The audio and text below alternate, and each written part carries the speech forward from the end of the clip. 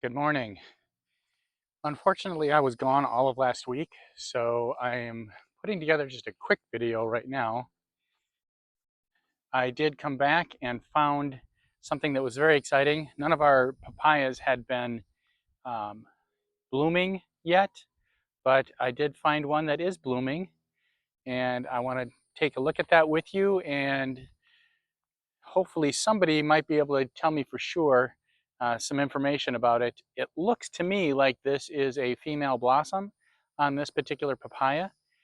I am hoping that's the case, but I don't see any other ones blooming here, and I'm not sure if this is going to set fruit without having a male uh, flower at least nearby.